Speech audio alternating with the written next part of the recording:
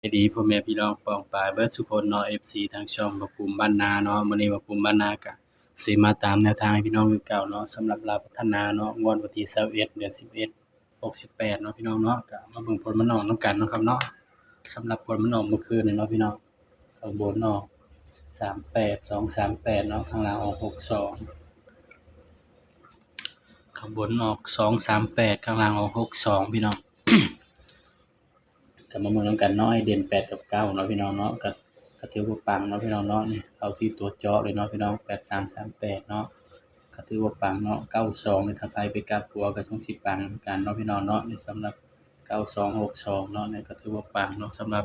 แนวทางลาวพัฒนาเฮาเนาะงวดวันที่21เนาะพี่น้องเนาะเพราะฉะนั้นก็ไปกันต่อเนาะครับเนาะงวดวันที่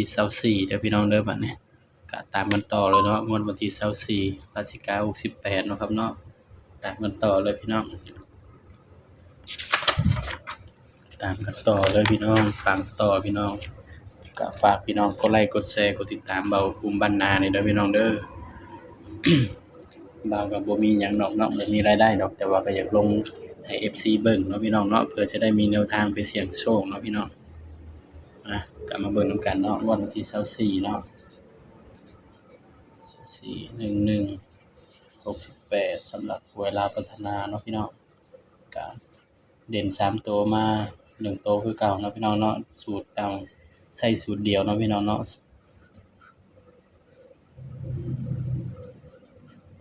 เราก็ใช้แค่สูตรนี้สูตรเดียวเนาะพี่น้องเด่น3ตัวแต่ว่าเปอร์เซ็นต์มาเนี่ยก็สูงเนาะพี่น้องเนาะสำหรับเด่น3ตัว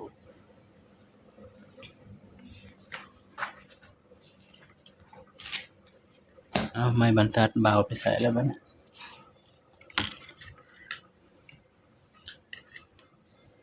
เพราะว่าช่วงนี้บ่ได้เอากระดานไปบ่เฮ็ดงานนะพี่น้องก็เลยบ่ได้ค่อยลงคลิปปานใด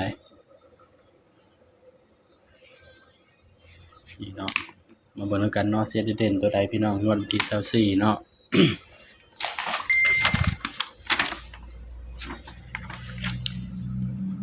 7462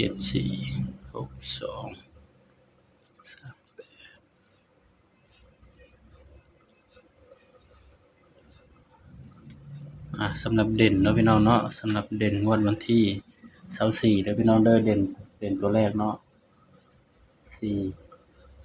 5 6เด่น4 5 6เนาะพี่น้องเนาะเนี่ยเด่น4 5 6เนาะสำหรับเด่น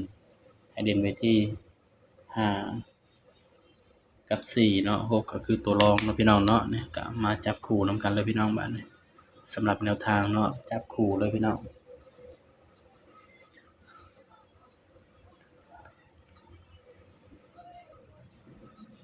สุด3ตัวพี่น้องจับ4ก่อนนะครับเนาะ47 48 49 57 58 59 67 68 69นี่เด้อพี่น้องสำหรับแนวทางเนาะย้ำว่าตัวเลขก็ให้เพื่อเป็นแนวทางเด้อพี่น้องเด้อมีเข้ามีหลุดเนาะมักก็ตามบ่มักก็เลื่อนผ่านเนาะพี่น้องเนาะเบาก็ให้เพื่อเป็นแนวทางเท่านั้นเนาะครับเนาะ อันนี้คือตัวที่บ่าวภูมิมักเนาะพี่น้องเนาะมาเบิ่งสูตร3ตัวนำกันพี่น้อง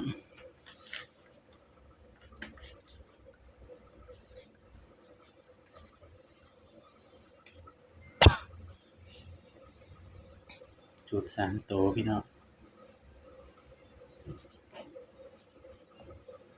2 4 6นี่เนาะ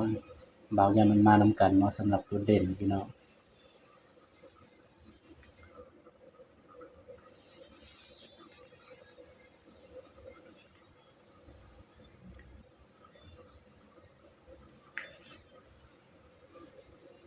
แล้วก็251แล้วก็046เนาะพี่น้องเนาะนี่ไผมักก็ตามเนาะพี่น้องเนาะบ่มักก็เลื่อนผ่านเนาะบ่าวก็ให้เพื่อเป็นแนวทางเท่านั้นเด้อพี่น้องเด้อสำหรับคลิปนี้ก็ฝากพี่น้องกดไลค์กดแชร์กดติดตามช่องบ่าวภูมิบ้านนานี่เด้อพี่น้องเด้อสำหรับคลิปนี้ก็สวัสดีครับ